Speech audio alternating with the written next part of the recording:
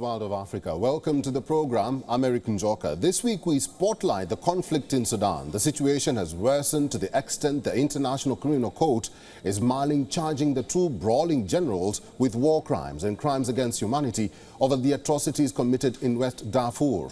We'll talk about the unending war in Sudan shortly. We begin with a topic that could lead to a devastating catastrophe if not addressed urgently. That is, Russia backing out of the Black Sea grain deal. You see, many countries in Africa were dependent on Ukrainian wheat for the longest. However, Russian President Vladimir Putin withdrew from the deal, calling it meaningless. The president now says that Russia expects a record harvest this year and could be a replacement of Ukrainian grain, both commercially and free of charge. But can the continent count on Russia's promises? Let's find out in this next report. The halt of the Black Sea grain deal has caused a ruckus, not only in Europe, but the impact will be felt more profoundly in Africa. Experts from the continent lament that the end of the initiative creates instability and uncertainty in global food markets. That could raise prices and increase food insecurity for vulnerable nations. Sudan, Somalia and Ethiopia, for instance, are dependent on food imports from Ukraine. What it does do is that it creates instability and uncertainty in the global food markets, which actually contributes to increase in food prices, which results in increasing food insecurity and vulnerability for a large number, millions of people around the world. The suspension marks the end of an accord that the UN and Turkey brokered last summer to allow food to leave the Black Sea region. The initiative helped lower the prices of wheat, vegetable oil and other food commodities. It's not as if Africa has a priority in that market. Whoever comes first with the right amount of money will be willing to buy. But also removing Ukraine from the international market. Remember when Ukraine came back and was able to sell through this deal, the commodity price of some of these grains went down by as much as 23%, and 23% is a huge margin. So even if Russia says it's going to step up, the removal of millions of tons of Ukrainian grain is still going to affect the price of this grain. And there's no other continent that is more price sensitive in grains more than Africa. But food insecurity worldwide is growing as developing countries also struggle to deal with climate change, conflict and economic crisis. Finding suppliers outside Ukraine that are farther away could also raise costs. We need to make sure that food is available, accessible and affordable for people. And also that as a humanitarian community, we can intervene at the right time rather than when things are so bad that it's very difficult to reverse. The threat of insecurity remains even for the refugees. Al-Shabaab this month attacked a Somali military base just 12 kilometers from the Kenya border. Somali forces are under pressure to assume security responsibilities as African Union peacekeeping forces continues its withdrawal from the country. Kenya's government is now in discussions with the United Nations on how to integrate the hundreds of thousands of refugees into host communities in the future. I can tell you that the situation is quite bad. People are dying en masse. You remember recently the UN Chief Gutierrez was there to assess that situation. So the repatriation efforts have largely stalled because one, it's a voluntary process. You cannot force people to leave. So that's one. Two is they're seeing increased Somali nationals coming into Kenya, running away from the very dire famine that is in Somalia. Russia remains adamant not to restore the grain deal, but its president Vladimir Putin has indicated that his promise to supply food to Africa will be fulfilled. Governments in African nations are still banking on this pledge. Bureau Report, WION The World is One. Elections in the Democratic Republic of Congo are just months away. But there's a stain that refuses to clear, and that is the instability in the country's east. Rebels have been wreaking havoc in the region for decades, especially in North Kivu province, with no signs of the situation improving. And now the United Nations has warned of the violence escalating. Here's a report from Kinshasa. Fighting in eastern Congo has been simmering for decades as over 120 groups fight for power, land and valuable mineral resources, while others try to defend their communities. But it spiked in late 2021 when the rebel group M23, which was largely dormant for nearly a decade, resurfaced and started capturing territory. The rebels are using other tactics in their quest to rain terror on the locals. Just like in the neighboring Uganda, where a bomb was thrown into a school, killing dozens of students. A similar tactic was recently used in Rutshuru in northeastern Congo. A local self-defense fighter, part of a militia to protect the community, was tinkering with an unidentified object on the ground when it detonated in the village center, instantly killing him and 8 civilians nearby. The violence in Kivu continues, and the UN has raised alarm over an upsurge in violence in the country's northeast. In the Democratic Republic of the Congo, the UN Office of the Coordination of Humanitarian Affairs is once again sounding the alarm regarding the situation in the province of Ituri in the east, which has experienced a significant escalation of violence. In the past week, at least 40 civilians were killed in a span of 3 days in attacks by armed groups near the city of Bunia. In Ituri this year, more than 600 civilians have been killed, while 345,000 people have been displaced. M23 rose to prominence 10 years ago when its fighters seized Goma, eastern Congo's largest city on the border with Rwanda. The Congolese government and the UN have accused Rwanda of supporting the M23 rebels, allegations that Rwanda denies. On a visit to Kinshasa, UN Under-Secretary General for Peace Operations stressed the need for a calm atmosphere in which to pursue peace. All of this, of course, takes place in a context that is also characterized, as I said at the outset, by the electoral process, which is essential and should take place in a calm atmosphere. Everyone has been concerned by the violence that occurred during recent demonstrations. Many of our interlocutors are concerned about hate speech, xenophobic rhetoric and misogynistic rhetoric and discourse based on ethnic confrontations. And of course, it is essential to put an end to such rhetoric.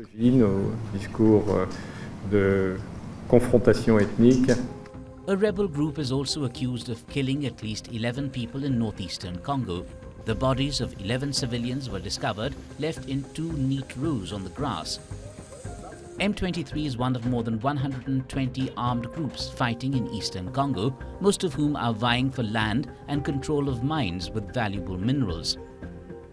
Last June's armed occupation in the Bwito region forced hundreds of people out of their homes and into neighboring communities, adding to what the UN estimates are 5.5 million people displaced within Congo due to violence. Bureau Report, WION World is One. After 100 days of war in Sudan, the most harrowing atrocities have occurred in West Darfur, where reports of mass graves, summary executions and burned villages have been documented and verified by the United Nations and rights groups.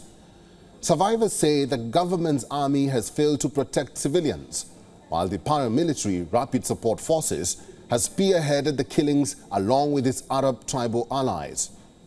Both sides are fighting to vanquish the other in Sudan, with the capital Khartoum and the Darfur region bearing the brunt of the violence.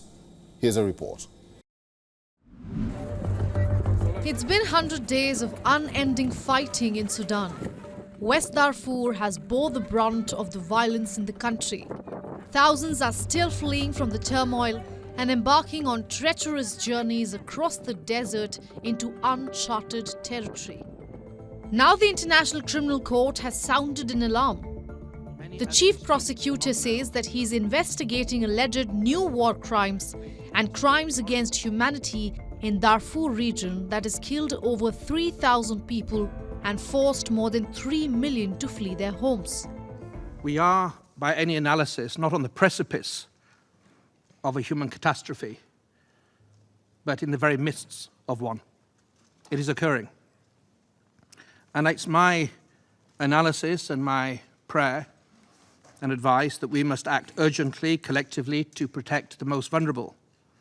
If this oft-repeated phrase of never again is to mean anything, it must mean something here and now for the people of Darfur that have lived with this uncertainty and pain and the scars of conflict for almost 2 decades. Darfur has been one of the epicenters of the current conflict that began on April 15th, turning into an arena of ethnic violence with the paramilitary troops and allied Arab militias attacking African ethnic groups. The UN Human Rights Office said that at least 87 bodies, some of them from the ethnic African tribe, were uncovered in a mass grave in West Darfur. The UN cited credible information that they were killed by Rapid Support Force fighters and an allied militia. Meanwhile, there are claims of armed militia attacking and harassing doctors. Armed men attacked an 18-member team of Doctors Without Borders working at a key hospital in Sudan's war-torn capital of Khartoum. The MSF medical team says that they were stopped on the road while transporting supplies to a hospital located in the district of South Khartoum. The armed men first questioned the MSF team about why it was in Sudan, then they started beating some of them. The group did not say whether the attackers were in uniform or provide any other details. Stories of desperation are still emerging from those stuck in the war-torn country. This conflict has destroyed our home and displaced all my relatives. I was supposed to study in college, but the war has come and deprived me of everything. The humanitarian situation is really dire in Sudan. Currently, there are over 19 million people who are food insecure, and this situation is expected to get worse as the war continues.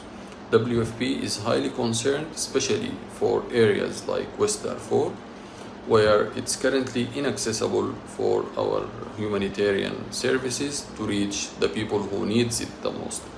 The armed conflict between the two rival military factions, which has lasted for over 3 months, has led to the disruption of water, electricity and gas supplies, and also severe shortages of food and medicine in many areas. According to UN data, over 24 million people, including 13 million children, need humanitarian aid immediately. Bureau Report, WION World is One. It is a victory for people with hearing impairment in South Africa as the country signed into law sign as a 12th official language. President Cyril Ramaphosa said that South African Sign Language had served as an effective communication tool for citizens living with disabilities, and this step would further empower the community. Our reporter Kalden Ongmu filed this report. It may have taken long, but it has finally happened. South Africa now has 12th official language. President Ramaphosa signed the historical bill into law last week, bringing joy in the lives of the hearing impaired. It's taken years, and I am sorry that it has taken as long as it has. So we are here now, and now today we are signing into law a bill that will give us the 12th official language. By making sign language official, and we aim to advance the rights of people who communicate through sign language and to empower people to use their language is to affirm their humanity and their existence. Oh my gosh, it is a big excitement for us. There were a lot of challenges for us to get here. And I feel like, I couldn't believe that this is finally happening. Those with hearing disabilities had barriers for many years as their language was not recognized and that they had trouble communicating and accessing information. The president believes that this recognition will definitely bring changes. It will resolve issues of access to education, economic and other social opportunities, as well as public participation. People with hearing impairments will be able to access more services in our country. The first hurdle is complete, but now the real work begins to ensure that there are tangible benefits for the community. It is important they must learn sign language because this is a beautiful language. For one, if in terms of you compare the people who speak, if you don't want something, you can hear easily. You can hear easily in terms of their communication. But with us who are deaf, we have to make sure that the communication is very visual in terms of our signing and accessibility that we are looking for. This is going to improve our lives. South Africa is the 4th country in the continent that have advanced to the level of recognizing a sign language as an official language. This is also a big opportunity for non-deaf people to learn and understand the sign language. So let's begin by saying, I support sign language. This is Kalden from Johannesburg, South Africa for WION World is One. And still talking about making the impossible a possibility. A choir in Lagos is making headlines in Nigeria through their music and passion for praise and worship in church. But there's also something special about them, their inability in disability. Find out what we mean by this, ability in disability, in this next report.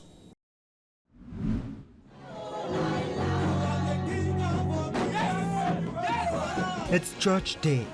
The music is blaring and worshippers are taking their seats, eager for the sermons. Every Sunday, congregants of the Bethesda Home Church in Lagos, Nigeria's commercial capital, sing and dance to popular hymns. But there's a twist. The drummers, guitarist, keyboard player and choir are all visually impaired. I asked them one day, did God ask you people to say this one is blind, this one is not blind? A blind person will force a sighted person to come to church, and you come and say, excuse me, stand up, and you now allow people sighted one, maybe they are rich or something, to stay in the front. Although attitudes are changing, the roughly 25 million people in Nigeria living with disabilities still face stigma and discrimination stemming from misconceptions surrounding the causes of disabilities. Fed up of seeing visually impaired people segregated in church, Chioma Ohakwe set up Bethesda 3 years ago to be a place where their musical talents could be nurtured and celebrated. Wearing crisp white shirts and matching red ties, the band rouses the congregation with melodic exaltations and a crash of cymbals. In the front row of the choir stands Nathaniel Nyudkwe, Mr. Blind, Nigeria, with a shock of bleach blonde hair and sparkling gold shoes. Disability is not inability. It doesn't make one a non-entity. Rather, it brings out the potentiality of God to reality. Though the sight may not be there, but our vision is still very, very much intact. You understand? What's significant, and I want anybody out there as a visually impaired person or a disabled person to have in his mind is that there is a lot you can still do if you believe in yourself. The home also assists the visually impaired to get university education or a vocational training of their choice. Ahmed Karim has just graduated from the University of Lagos with a bachelor's degree in history and strategic studies. It's a family that wants you to be individual yourself, wants you to grow your personal self. That's the kind of family that Bethesda is. And that's what I've learned. That even with my blindness, I've still got a vision to push forward in life. We also make sure that we get job for them. Because when we train them finish and they go back to street, it's not a good one. So whenever they graduate, we go to different lands, federal, state government, private, to see that they get jobs. Ohakwe is presently housing 126 visually impaired persons in the Bethesda home. Bureau Report, WION World is One. There are 54 nations in one big continent called Africa, each of them with their unique history, culture and story. This is a call to you, the viewer. Do you have an idea that you would like us to tell through a story on the show? If you do, reach out to us. Tweet with the hashtag World of Africa and tell us the story and the country that you're watching us from. You never know, it might just feature on the program. Thanks for watching. I'm Eric Njoka. See you on the next episode.